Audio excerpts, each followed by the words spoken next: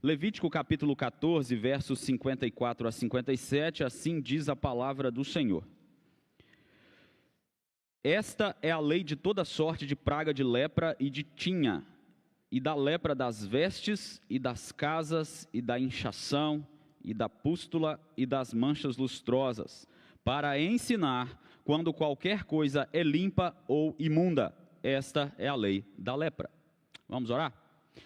Santo Deus e eterno Pai, nós te damos graças, porque o Senhor fez esse dia, e o Senhor nos deu vida nesse dia, para que adorássemos ao Senhor e vivêssemos para a tua glória. Graças te damos, porque ao sermos convocados pelo Senhor, aqui estamos, para este momento de louvor e adoração ao teu santo nome. Obrigado, Deus, porque o Senhor fala conosco, por meio da tua palavra. O Senhor, ó Deus, recebe a nossa oração nos méritos de Cristo. E nessa hora, ó Deus, clamamos ao Senhor que continue, ó Deus, a ministrar ao nosso coração na instrução da tua palavra. É em nome de Jesus que nós oramos. Amém. Então, nós começamos a ler o final, porque aqui vai encerrar este assunto, e Levítico continuará o capítulo 15 com outros assuntos acerca da pureza do adorador diante de Deus. Se você gosta de filmes, você vai perceber que há sempre uma ideia redentiva em filmes, em que o herói ele se coloca no lugar de outras pessoas para salvá-los, ou para que ele seja castigado, morto, punido, no lugar dos inocentes no filme. Essa ideia redentora que está na maioria dos filmes de super-herói, ela traz um princípio, o princípio da substituição, o herói no lugar daqueles que não deveriam sofrer por algum motivo. Lembre dessa palavra substituição. Se você tem filhos, e geralmente os nossos filhos, sem querer, quebram o brinquedinho de um colega, seja na igreja, seja lá no condomínio, geralmente o que você faz? Você compra outro brinquedo e substitui aquele brinquedo que foi quebrado para o amiguinho e tal. Se você tem irmãos ou primos, algo assim, quando vocês eram crianças, geralmente havia aquela disputa escatológica por brinquedos, e quando alguém quebrava o brinquedo do outro, a frase geralmente era assim: você vai ter que me dar outro brinquedo, porque você quebrou o meu. Não é assim que a gente fazia quando era criança? A gente vê os nossos filhos fazendo isso também, uns com os outros. Era meu, você tem que me dar outro. A ideia de substituição está também inserida nessa briga das crianças. Eu estou te dando esses exemplos porque este é o tema do capítulo 14, especificamente falando, purificação e substituição.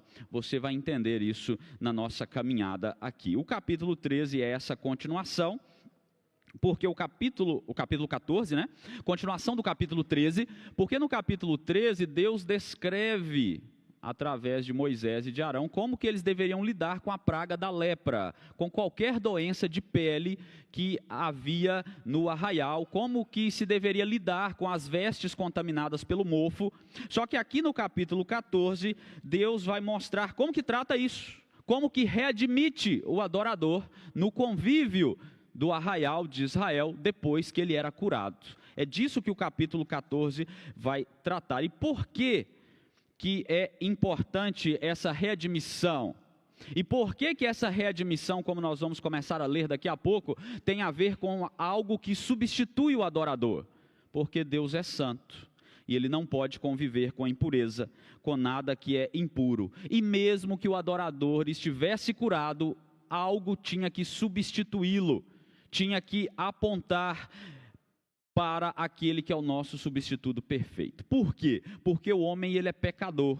Por causa do pecado, por causa da queda da humanidade, por causa da nossa rebelião contra Deus, não podemos nos apresentar diante de Deus de peito aberto. Nós já comentamos isso em sermões passados. Nós precisamos de mediador, nós precisamos de quem nos represente, de quem nos substitui diante de Deus. É por isso que este momento do capítulo 14, a cerimônia, o rito de readmissão do adorador, vai apontar para Cristo Jesus, o nosso substituto perfeito. Até porque aqui nós temos animais sendo usados como substitutos, e você sabe, como disse o autor de Hebreus, que sangue de animais não podem de fato purificar pecados, é só o Senhor quem purifica através de Jesus Cristo. O tema dessa manhã é purificação e e substituição, como nós vamos ver em 2 momentos aqui no capítulo 14.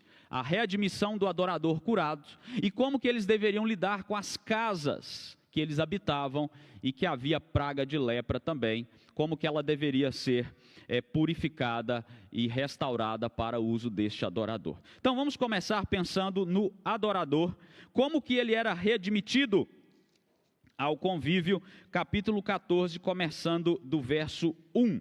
O primeiro passo estava dos versos 2 a 7, porque haviam 3 momentos dessa reintegração do adorador que estava curado da lepra. Veja comigo verso 1, 2 e 3. Disse o Senhor a Moisés: esta será a lei do leproso no dia da sua purificação. Será levado ao sacerdote. Este sairá fora do arraial e o examinará, se a praga da lepra do leproso está curada. Então o sacerdote, aliás, só até o verso 3, né, por enquanto. Então veja, o adorador, ele estava fora do arraial, porque ele tinha lepra, ele não podia entrar no arraial, ele estava privado da comunhão com os irmãos e, consequentemente, com Deus, através do sacrifício na tenda do tabernáculo. E se ele entendesse que ele estava curado, o sacerdote ia lá fora, esse era o primeiro passo, ainda fora do arraial, para examiná-lo, para ver se ele estava curado. E considerando que ele estava curado, ele ia proceder com a cerimônia, o rito de purificação. Veja o verso 4. Então, estando ele curado, o sacerdote ordenará que se tomem para aquele que se houver de purificar 2 aves limpas, 2 aves vivas e limpas, pau de cedro, estofo carmesim e isopo. O pau de cedro era para mexer ali aquele sangue que seria sacrificado, retirado da ave que estaria morta. O estofo carmesim é um tecido de lã tingido de vermelho, e o isopo era um pequeno arbusto que absorvia bem líquidos, era como se fosse uma esponja, porque havia aspersão, por isso era usado este ramo aqui para aspergir tanto na tenda como no adorador, dentro do rito da purificação. Versos 5 e 7 a 7. Mandará também o sacerdote que se imole, mate uma ave e derrame o seu sangue num vaso de barro sobre águas correntes. Tomará a ave viva e o pau de cedro e o estofo carmesim e o isopo e os molhará no sangue da ave que foi imolada sobre as águas correntes. E sobre aquele que há de purificar-se da lepra, aspergirá 7 vezes, então o declarará limpo, e soltará a ave viva para o campo aberto.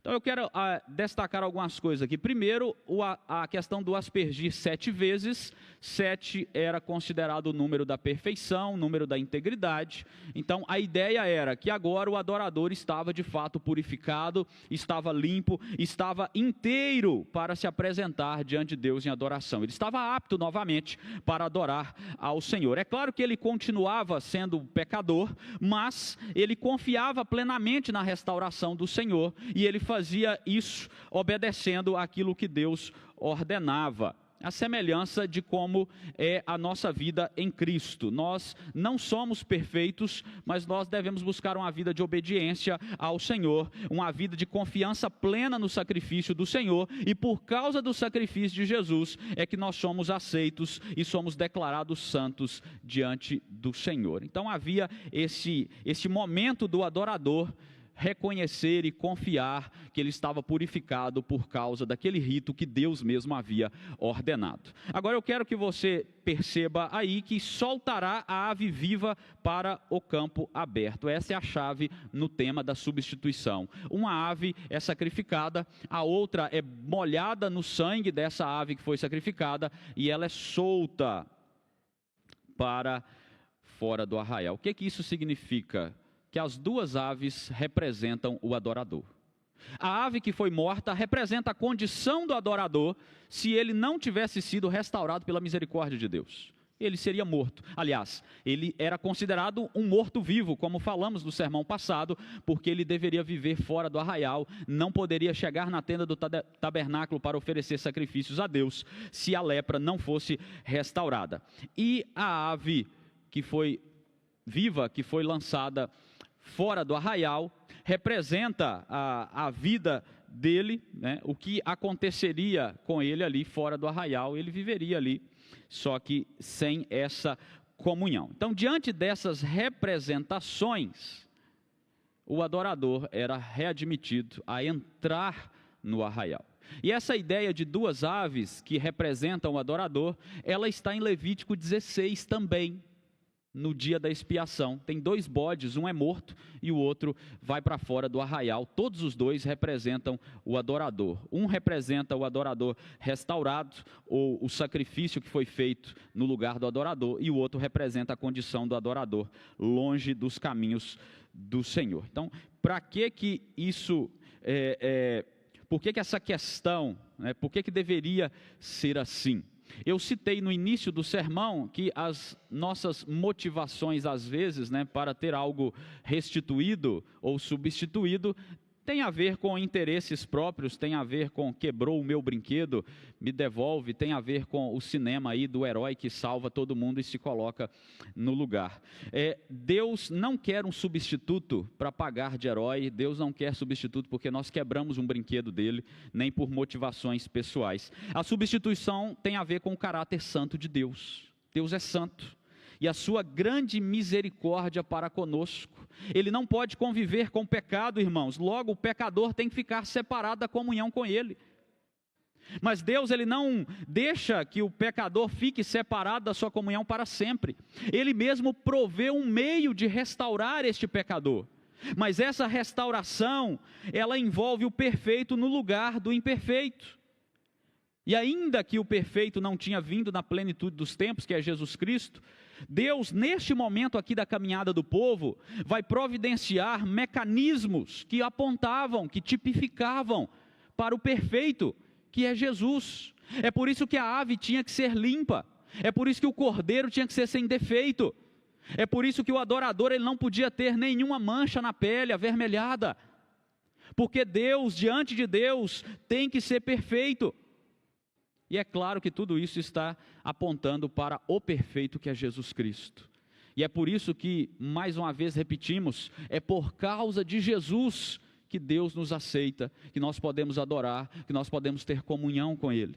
Mas Deus, ele não poderia simplesmente esquecer e deixar para lá? Também não.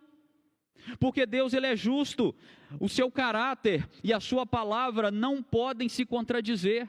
Então, se Deus estabeleceu que ele tem que punir o pecado, tem que punir o pecador, ele vai fazê-lo, porque senão ele estará se autocontradizendo, e Deus vai punir o pecado, ele vai trazer a sua ira santa e justa e perfeita sobre o seu Filho Jesus Cristo, que não tem pecado algum, mas que se colocou no lugar dos pecadores. E aí eu quero que você pense como que é grandiosa a obra substitutiva de Cristo em nosso lugar. Não é qualquer coisa. Este momento aqui das aves que substitui, depois em Levítico 16, do bode que substitui o adorador, apontavam para o sacrifício que Jesus fez na cruz, nos substituindo, tomando o cálice da ira de Deus que cada um de nós deveríamos tomar. Por isso, a ideia da substituição aqui, ela é muito importante dentro do contexto redentor. Ela mostra como é grave o nosso pecado, como Deus é santo e como Ele é misericordioso, provendo salvação e substituição para nós, pecadores. O segundo ato está no verso 8 e 9, quando o adorador entra no arraial até que enfim, ele acessa o arraial, ele passa pelas portas ali do arraial. Verso 8, aquele que tem de se purificar, lavará as vestes, rapará todo o seu pelo, banhar-se-á com água e será limpo. Depois entrará no arraial, porém ficará fora da sua tenda por 7 dias. Ao 7º dia rapará todo o seu cabelo, a cabeça, a barba, as sobrancelhas, rapará todo o pelo, lavará as suas vestes, banhará o corpo com água e será limpo. Então a raspagem dos pelos, o banho, essa ideia do ritual de purificação, de readmissão no meio da comunidade. E aqui destaca a questão dos 7 dias que ele não poderia entrar na sua própria casa. Ele deveria aguardar ainda 7 dias dentro do arraial, mas fora de casa, até que estivesse de fato tudo bem com ele, nenhuma marca de lepra mais, aí ele vai para o último passo. Ele vai para a tenda do tabernáculo oferecer sacrifícios ao Senhor. Veja, o verso 10 a 20 é o que vai tratar destes sacrifícios. Veja o verso 10. No 8º dia, tomará 2 cordeiros sem defeito, 1 cordeira sem defeito, de 1 ano, 3 dízimas de 1 efa de flor de farinha. Efa era a medida da época, tá? Equivalente aproximadamente a 30 litros, para oferta de manjares, amassada com azeite, e separadamente 1 cestário de azeite. Nesse verso aqui, estão incluídos animais e também a farinha, para 4 tipos de sacrifício, neste verso.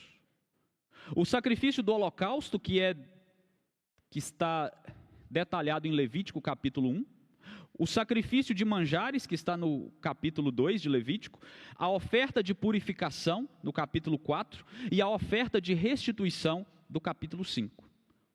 O que cada uma dessas ofertas e sacrifícios significavam? O do holocausto, reconciliação com Deus. O adorador, ele estava oferecendo um sacrifício, agora eu estou reconciliado com o Senhor novamente. Voltei, estou aqui, adorando ao Senhor na tenda do tabernáculo. A oferta de manjares era uma promessa de fidelidade que o adorador fazia para com Deus.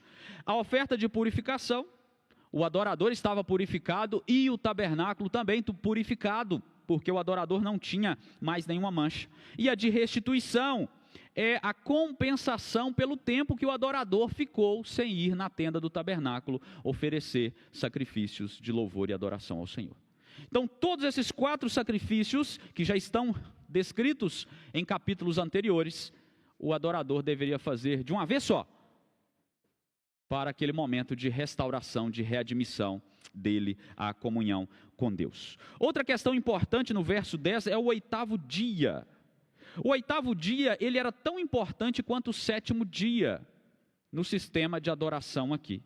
E os bons teólogos destacam que esse 8º dia na antiga aliança, ele é o dia que aponta para o primeiro dia nosso da semana, que é o domingo, o dia do Senhor. Então, a ideia é que, de maneira ainda embrionária aqui, por causa do progresso da revelação, Deus está dando uma dica que o 8º dia, ou o primeiro dia da semana, que vai ser posteriormente o dia da ressurreição de Jesus, que é o dia em que a igreja do primeiro século começa a se reunir para culto, para adoração ao Senhor. Então, quando nós vamos argumentar que o domingo é o dia de descanso dos nossos labores e de nos reunirmos em assembleia solene, um dos fundamentos é esse, porque o 8º dia já estava prescrito na lei como um dia importante. Era no 8º dia que ele deveria voltar à tenda do tabernáculo e oferecer esses sacrifícios de louvor e adoração ao Senhor. E aí, continuando, verso 11, o sacerdote vai fazer o rito de purificação propriamente dito. O sacerdote que faz a purificação apresentará o homem que houver de purificar-se, e estas coisas diante do Senhor à porta da tenda da congregação. Tomará um dos cordeiros e o oferecerá por oferta pela culpa, e o cestário de azeite, e os moverá por oferta movida perante o Senhor. Então ele imolará o cordeiro no lugar em que se imola a oferta pelo pecado e o holocausto, no lugar santo, porque quer a oferta pela culpa como a oferta pelo pecado são para o sacerdote, são coisas santíssimas. O sacerdote tomará do sangue da oferta pela culpa e o porá sobre a ponta da orelha direita daquele que tem de purificar-se, e sobre o polegar da sua mão direita, e sobre o polegar do seu pé direito. Também tomará do cestário de azeite, o derramará na palma da própria mão esquerda, molhará o dedo direito no azeite que está na mão esquerda, e daquele azeite aspergirá com o dedo 7 vezes perante o Senhor. Do restante do azeite que está na mão, o sacerdote porá sobre a ponta da orelha direita daquele que tem de purificar-se, e sobre o polegar da sua mão direita, e sobre o polegar do seu pé direito, em cima do sangue da oferta pela culpa. O restante do azeite que está na mão do sacerdote, pô-lo-á sobre a cabeça daquele que tem de purificar-se. Assim o sacerdote fará expiação por ele perante o Senhor. Então o sacerdote fará oferta pelo pecado, e fará expiação por aquele que tem de purificar-se da sua imundícia. Depois imolará o holocausto, e o oferecerá com a oferta de manjares sobre o altar. Assim o sacerdote fará expiação pelo homem, e este será limpo. Eu quero que você preste atenção nesse gesto de molhar as extremidades direita do adorador com o sangue e com o azeite. Isso aqui representava também que agora o adorador estava novamente em comunhão com Deus e em comunhão com a comunidade de Israel. Tanto o sangue como o azeite trazia essa mensagem para o adorador: você agora está readmitido à comunhão com o Senhor e com a comunidade da aliança. O restante aqui são os passos do sacrifício que havia para o adorador, dizendo para ele: você está limpo novamente, você pode agora continuar no nosso meio, no meio da comunidade da aliança.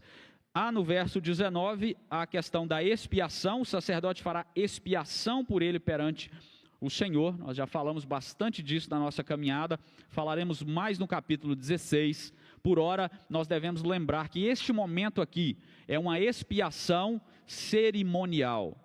Ele estava impedido cerimonialmente de adentrar o arraial por causa da praga da lepra. E aqui ele está sendo readmitido, ele está sendo tido como purificado novamente. Não por causa de pecados específicos, nós falamos isso também semana passada, mas por causa da nossa pecaminosidade, porque nós somos caídos em Adão. Ele precisava dessa purificação. E mais uma vez aqui, você precisa lembrar deste grande contraste, a profundidade da santidade de Deus e a profundidade do pecado na nossa vida. E aí nós devemos, ao lembrar dessas coisas, dar graças a Deus por Jesus Cristo, porque Paulo disse lá em Romanos: quem me livrará do corpo dessa morte?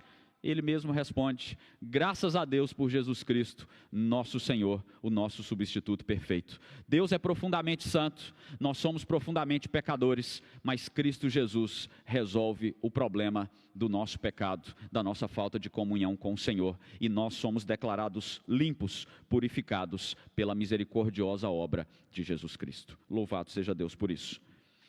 O verso 21 ao 32 eu não farei a leitura, porque ele só muda em uma coisa.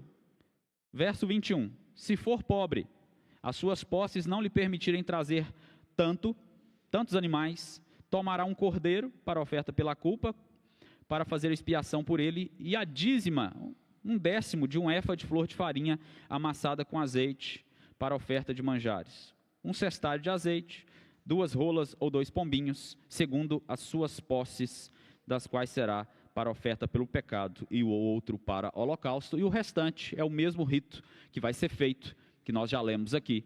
Então, a lei de Deus, ela sempre dava a opção para aquele que tinha condição de levar os animais prescritos, e quem não tinha também, o pobre ali poderia também ser readmitido sem nenhuma dificuldade. A purificação e a substituição, elas vão continuar sendo assunto neste capítulo, agora no verso 33 em diante, com uma novidade. Aqui nós temos uma extensão da lei sobre as vestimentas do capítulo 13, porque agora vai tratar da casa do adorador. Só que não é enquanto eles estão em Canaã, aliás, no deserto. As leis foram dadas, o povo estava caminhando para Canaã. Veja o verso 34, quando entrares na terra de Canaã, que vos darei por possessão, e eu enviar a praga da lepra a alguma casa da terra da vossa possessão. Então, quando chegarem em Canaã, e vocês construírem as suas casas, porque eles estão morando em tendas, porque estão caminhando pelo deserto para chegar em Canaã, e Deus enviar a lepra, o mofo, para a casa de vocês, aí vocês têm uma lei para trabalhar essa questão. E eu quero que você perceba aqui a soberania de Deus. O nosso Deus é soberano sobre todas as coisas. O que ele está dizendo aqui? Quando eu enviar a praga da lepra a alguma casa de vocês. Deus é quem controla todas as coisas. Deus é quem governa todas as coisas. A lepra não pegaria Deus de surpresa. Olha, ficou leproso, e agora? Vou arrumar um jeito aqui de resolver isso, porque eu fui pego de surpresa, de modo algum. Deus deixa muito claro, eu é que envio a lepra, e aí vocês precisam lidar com isso. Agora veja o verso 35, destaque para a responsabilidade do adorador. o dono da casa fará saber ao sacerdote, dizendo: parece-me que há como que praga em minha casa. Veja, ele deveria procurar o sacerdote e falar: olha, tem um mofo aqui. Por quê, irmãos? Porque o adorador dentro de uma casa contaminada ficaria contaminado para ir à tenda do tabernáculo oferecer adoração ao Senhor. E ele deveria ter consciência da santidade de Deus e de como era grave se ele se apresentasse impuro diante do Senhor. Então ele tinha a responsabilidade de procurar o sacerdote e falar com ele e destacar essa questão. E aqui, embora nós estejamos falando da impureza cerimonial neste contexto, mas como ela aponta para a pecaminosidade humana, eu entendo que nós temos um precedente importante aqui para a nossa vida. Guardadas as devidas proporções, a nossa responsabilidade de confessarmos, de apontarmos o nosso pecado diante de Deus e dos homens, ela é relevante na nossa caminhada cristã. Se nós somos crentes verdadeiros, se nós somos membros de uma igreja comprometida fielmente com a palavra, ao pecarmos, nós devemos procurar a nossa liderança e confessarmos os nossos pecados. Inclusive, no nosso manual de disciplina, isso é um atenuante dentro da disciplina do crente, dentro da IPB, porque ele vai lá e confessa o seu pecado. Aqui há um princípio nesse sentido. Não que o adorador tivesse um pecado específico aqui, né? A casa dele que estava cerimonialmente impura, mas como eu disse, guardadas as devidas proporções, a responsabilidade de nos entregarmos é nossa, diante de Deus, confessarmos nossos pecados e diante dos irmãos também. Eu digo isso porque é algo importante que às vezes as pessoas querem esconder, querem fugir, querem negar, mas Deus é bom e Deus vai mostrando aquilo que é pecado e que precisa ser tratado no seio da igreja. Nós louvamos a Deus por isso também. Voltando ao nosso contexto, veja comigo o verso 36 em diante, ao nosso texto aqui.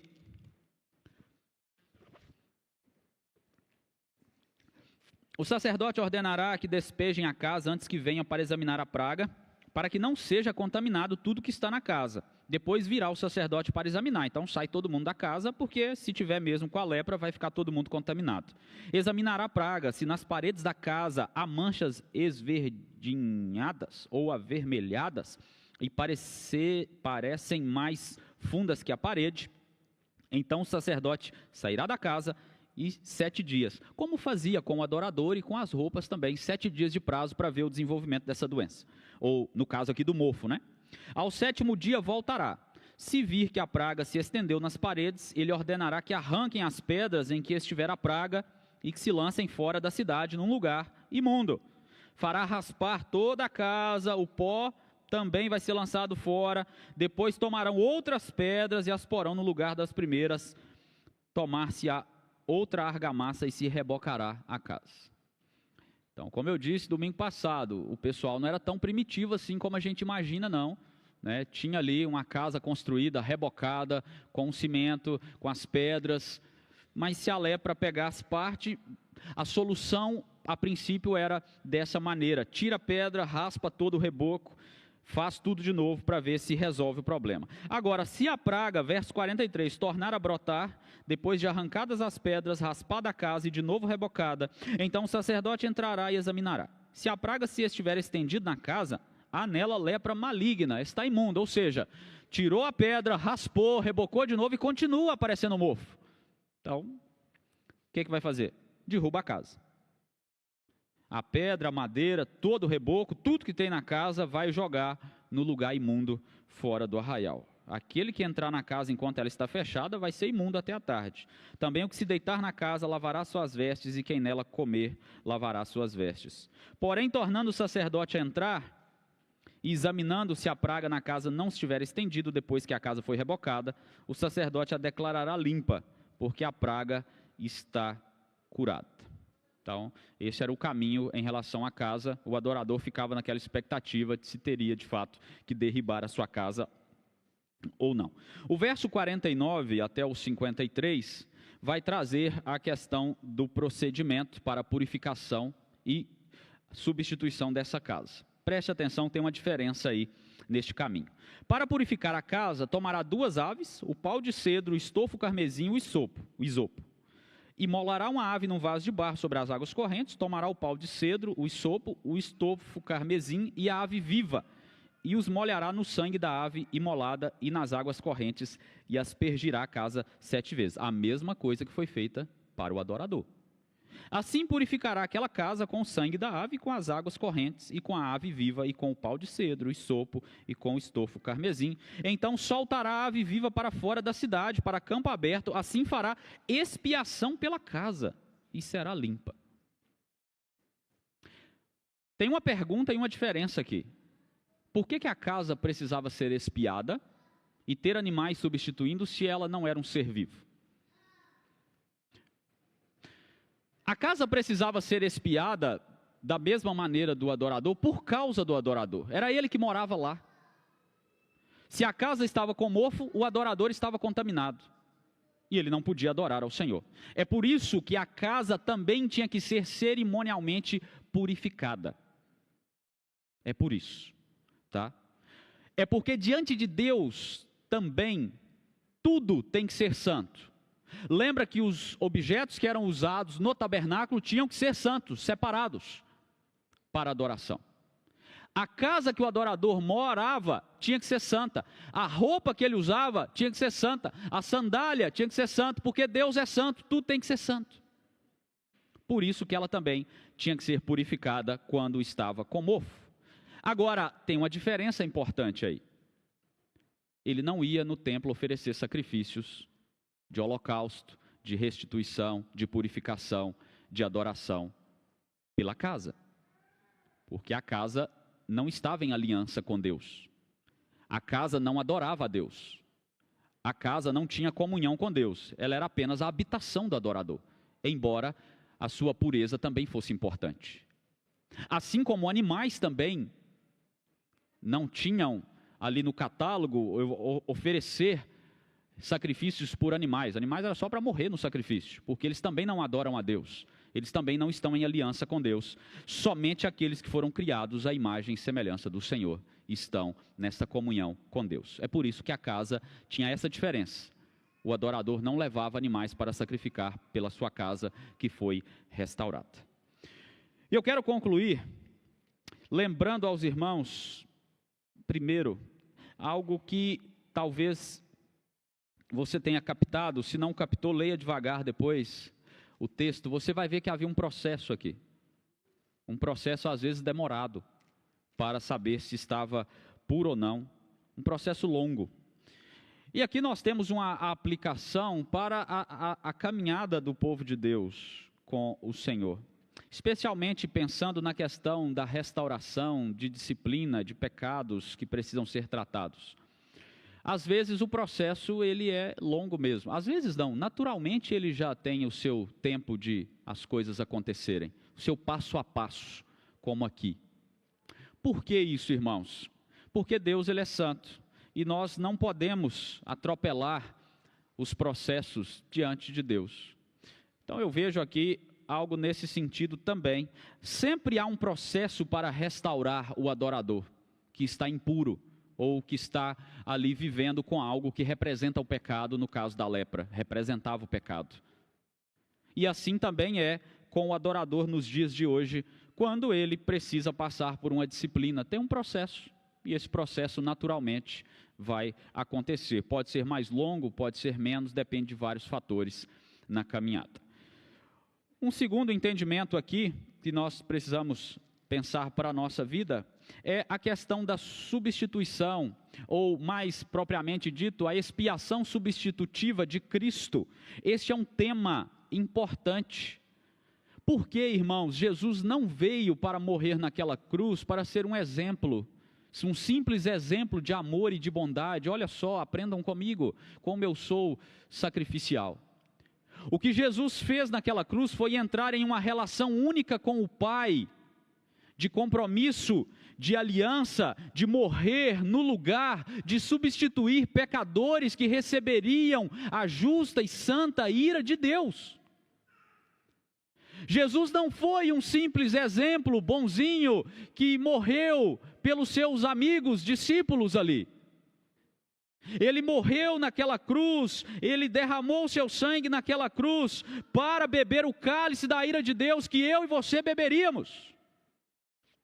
A expiação substitutiva de Cristo é muito importante dentro da nossa teologia. Este texto aponta para isso. Tudo isso e tudo mais que Jesus fez para que nós não fôssemos condenados pela justa e santa ira de Deus, faz parte dessa expiação. Então você, adorador, que já foi salvo, resgatado, purificado em Cristo Jesus, você precisa se lembrar disso na sua caminhada. Você não foi resgatado por qualquer coisa. Você não foi purificado por qualquer um. Você não tem um simples exemplo de amor e bondade na Escritura. Você tem um Deus que se compadece, que tem misericórdia e te resgata e te purifica e entra numa aliança, numa comunhão eterna com você, por causa de Jesus. Isso é motivo para nós nos levantarmos a cada manhã e vivermos a nossa vida buscando glorificar e obedecer ao nosso Senhor, com toda a alegria e disposição na nossa caminhada. Ele já fez tudo que nós nunca podemos fazer. Quem é que purificava e purifica o adorador até hoje? É Jesus Cristo. Quem purificava a habitação do adorador aqui, nesse contexto, é Jesus. Quem purifica a nossa habitação hoje é Jesus Cristo. Nós devemos nos lembrar, meus irmãos, que a nossa habitação, o nosso lar é esta terra. Só que a Bíblia diz que Jesus voltará e restaurará todas as coisas. Eis que Ele fará novos céus e nova terra, nos quais nós habitaremos. Então é Ele que faz tudo. É Ele que restaura tudo, é Ele que purifica tudo, é Ele que limpa tudo. E é nele que nós devemos nos firmar continuamente. Encerrando com Isaías 53, a palavra do Senhor diz assim: certamente Ele tomou sobre si as nossas enfermidades e as nossas dores levou sobre si. Nós o reputávamos por aflito, ferido de Deus e oprimido, mas Ele foi traspassado pelas nossas transgressões e moídos pelas nossas iniquidades. O castigo que nos traz a paz estava sobre Ele, e pelas suas pisaduras fomos sarados. Todos nós andávamos desgarrados como ovelhas, cada um se desviava pelo caminho, mas o Senhor fez cair sobre ele a iniquidade de nós todos. Louvado seja Deus pela graciosa obra substitutiva de Cristo em nosso lugar. Que assim nós caminhemos louvando e agradecendo ao Senhor. Amém.